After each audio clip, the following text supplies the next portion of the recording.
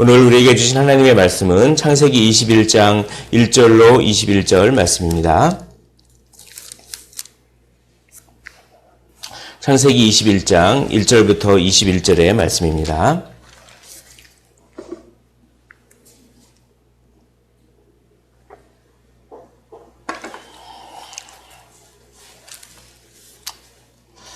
우리 다 찾으신 줄로 알고 한 절씩 교독하시고 마지막 절 함께 읽도록 하겠습니다.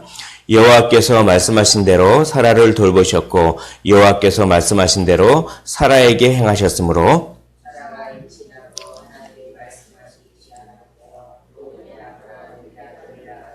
아브라함이 그에게 태어난 아들 곧 사라가 자기에게 낳은 아들을 이름하여 이삭이라 하였고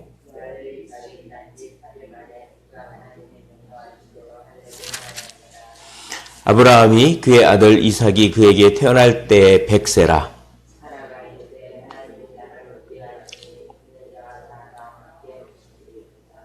또 이르되 사자가 자식들을 젖먹이겠다고 누가 아브라함에게 말하였으리요마는 아브라함의 노경에 내가 아들을 낳았도다 하니라.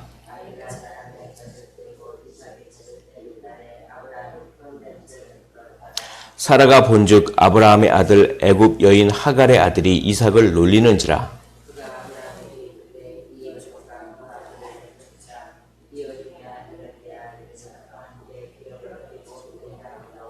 아브라함이 그의 아들로 말미암아 그 일이 매우 근심이 되었더니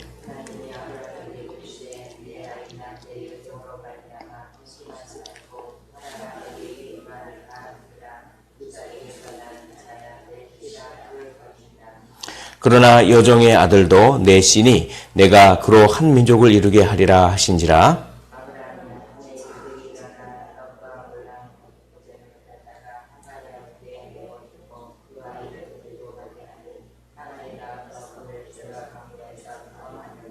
가죽 부대에 물이 떨어진지라 그 자식을 관목 덤불 아래에 두고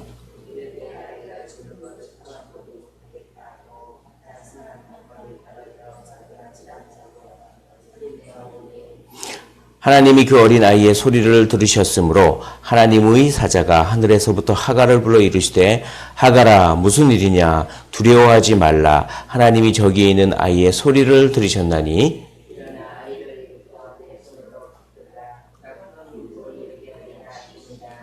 하나님이 하갈의 눈을 밝히셨으므로 샘물을 보고 가서 가죽 부대에 물을 채워다가 그 아이에게 마시게 하였더라.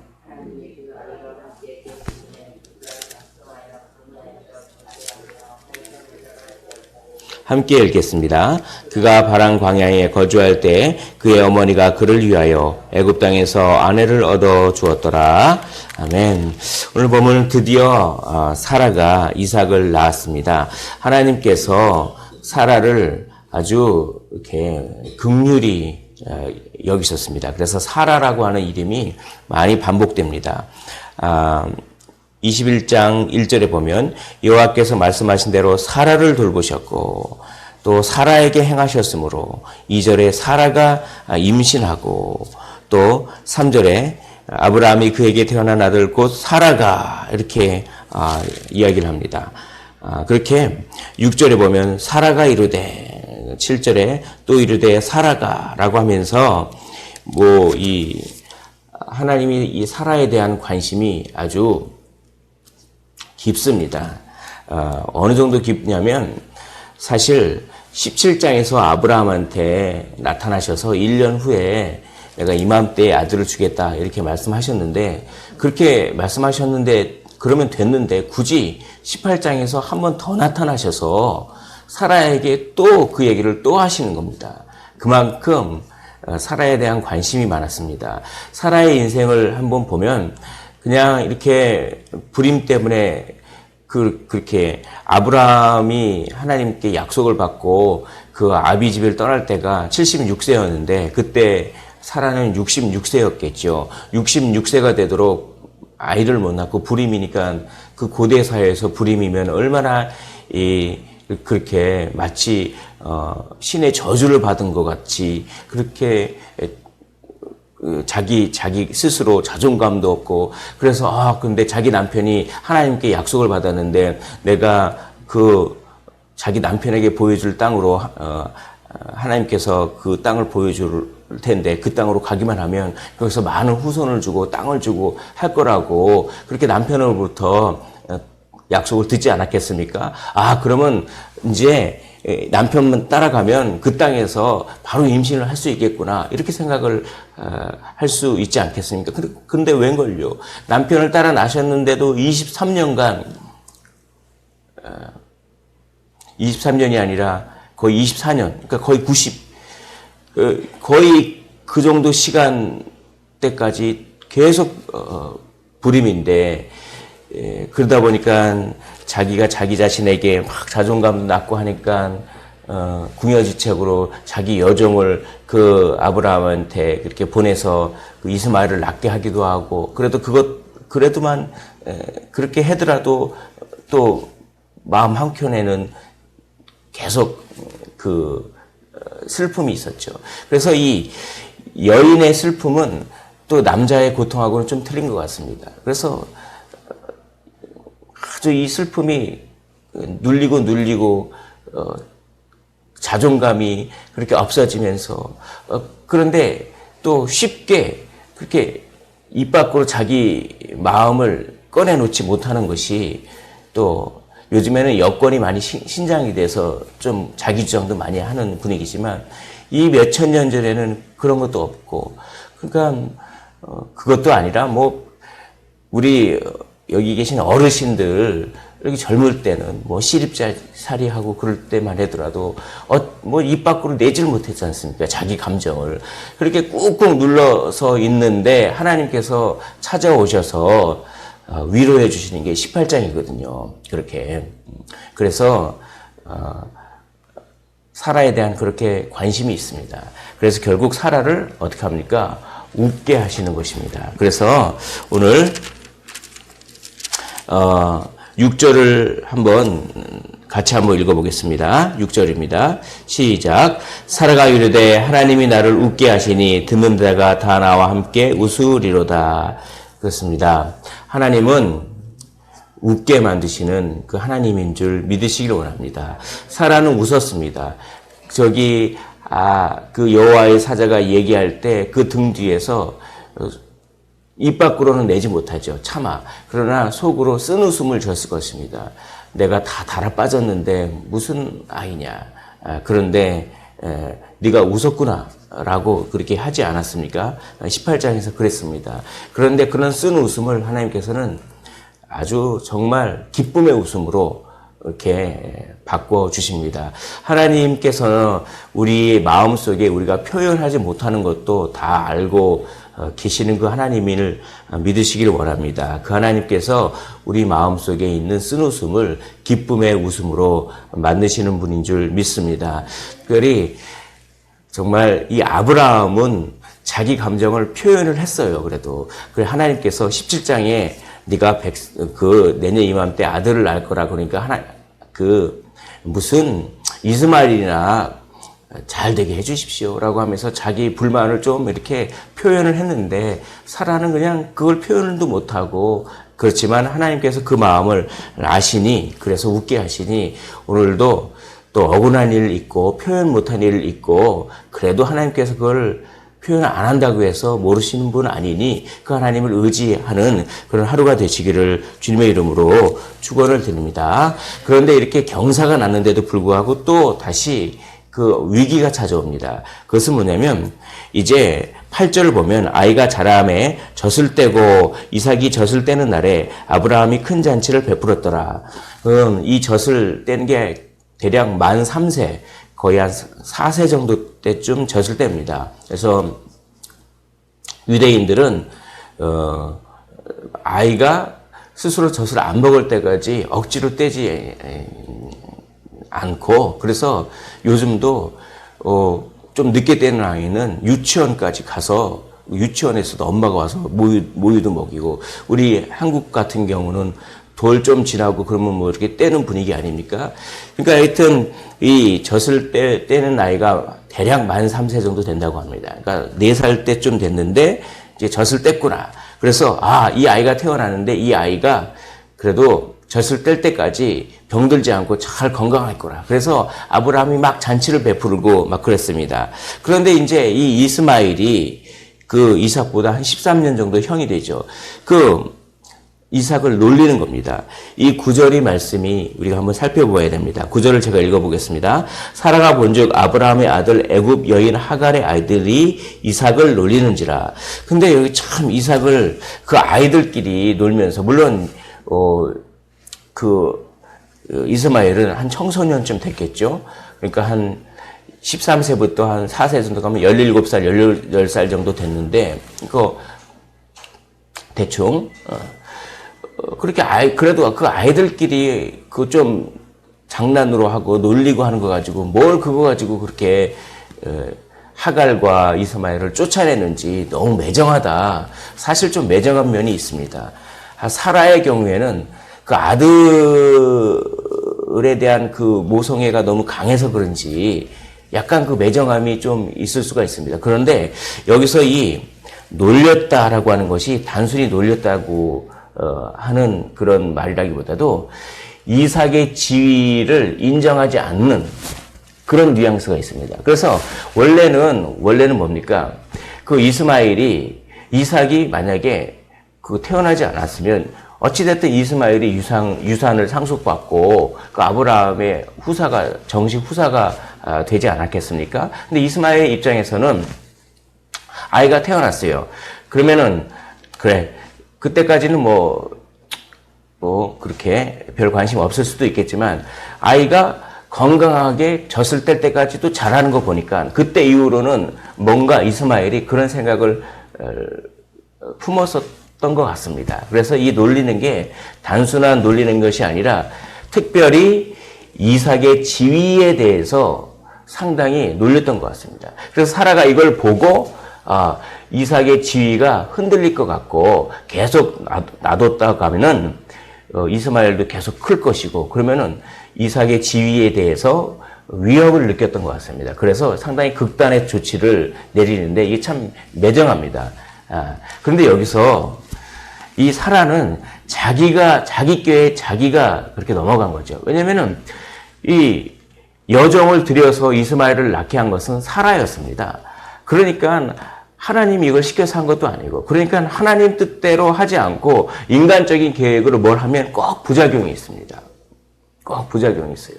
그러나 하나님의 방법을 따르기 위해서 해야 될 일이 있습니다. 그것은 상당히 오래 참아야 된다는 것입니다.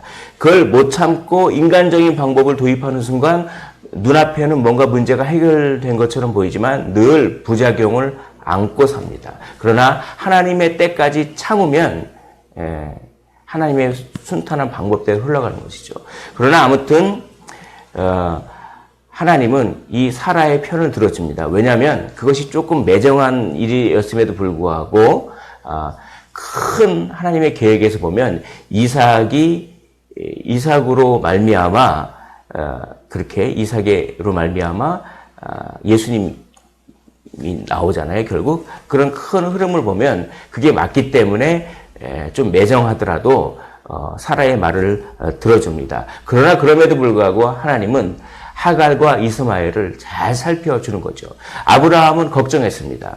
사라는 사실 자기 어떻게 보면 아들이 아니니까 매정할 수 있지만 아브라함은 그래도 자기 아들이니까 얘네들을 광야에 쫓아내면 어떨까 막 그렇게 괴로워했던 것 같아요. 그때 하나님께서 나타나셔서 괴로워하지 말라. 내가 돌봐줄 것이다. 라고 하면서 사라의 말을 그래도 들으라. 이렇게 얘기하는 것입니다. 12절에 하나님이 아브라함에게 이르시되 내 아이나 내 여종으로 말미암아 근심하지 말고 사라가 내게 이른 말을 다 들으라. 이삭에서 나는 자라야 내 씨라 부를 것임이니라. 라고 얘기합니다. 그래서 하나님께서는 하나님의 언약을 이루시기 위해서 이렇게 사라의 말을 들어주게 합니다. 그러나 그럼에도 불구하고 하갈과 이스마엘까지도 잘 보살펴주고 그렇게 한 민족을 이루게 하시는 그 하나님. 그래서 이제 한 가죽 부대를 그렇게 하고 떡 한 덩이하고 이렇게 보냈는데 그게 다 떨어지니까 광야에서 막 아이가 울지 않습니까? 그걸 들으십니다. 17절에 보면 하나님이 그 어린아이의 소리를 들으셨으므로 라고 하고 17절 마지막 부분 보십시오. 하나님이 저기 있는 아이의 소리를 들으셨나니 라고 하면서 하나님이 울부짖는 그 이스마엘의 울음소리를 들으셨다라고 하는 얘기를 무려 2번이나 반복하면서 하나님이 그래도 아브라함을 위해서 그렇게 잘 이스마엘을 이렇게 보살펴주는 모습을 보게 됩니다. 이 이스마엘이 어떻게 울었을까요? 이스마엘이 내가 이삭을 놀린 것에 대해서 후회하면서 참여하지 않았을지 모르겠습니다. 아니면 그저 자기 자신이 지금 힘들다고 해서 울었을지도 모르겠습니다. 어찌됐건 하나님께서는 아브라함을 보아서 그렇게 이스마엘까지도 하갈까지도 이렇게 걷어주시는 그런 하나님이죠. 사라의 그 어떤 인간적인 계획 때문에 난 부작용마저도 하나님께서 이것을 잘 그렇게 하나님께서 선하게 인도하시고 결국은 이삭으로 말미암아 그렇게 하나님의 계획을 이루어 가시는 그 하나님의 능하신 그 모습을 여기서 또 보게 되는 것입니다.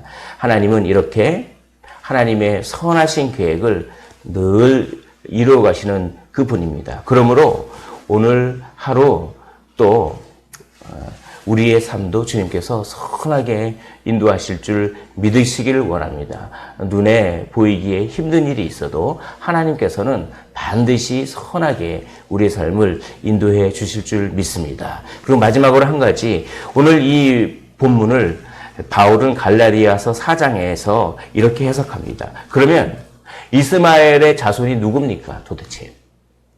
이스마엘의 자손이 사막의 자손이고 이삭의 자손이 누굽니까? 상식적으로 보면 이삭의 후손들이 유대인이겠죠. 율법을 지키는 유대인이겠죠. 그리고 이스마엘의 자손이 이방인이겠죠. 그러나 바울은 이것을 거꾸로 해석합니다. 누가 참 이삭의 자손이냐? 그것은 하나님의 약속을 믿는 믿음을 가진 사람이 혈통적 유대인이거든 혈통으로는 그 이방인이든 그런 거랑 상관없이 하나님의 약속을 믿는 사람이 진정으로 이삭의 자손이고 이스마엘은 인간적인 방법으로 태어난 아이지 않습니까? 그걸 상징하지 않습니까? 혈통적으로는 유대인이지만 율법을 지킴으로 말미암아 구원을 받으려고 하는, 즉 인간적인 수단으로 구원을 쟁취하려고 하는 그런 혈통적 유대인이야말로 사실은 이스마엘의 자손이다라고 거꾸로 이거를 갈라디아서 4장에서 해석을 해버립니다. 우리는 우리 인간적인 힘으로 무엇을 하려고 하기보다는 그저 하나님의 약속을 믿고 하나님께서 우리의 삶을 선하게 이끌어 주실 때까지 인내하면서 하나님만을 의지하며 가는 것입니다. 오늘 사라는 그렇게 살아도 참기 힘들었겠죠. 그러나 인간적인 방법을 도입하는 순간 이렇게 부작용이 있지 않았겠습니까?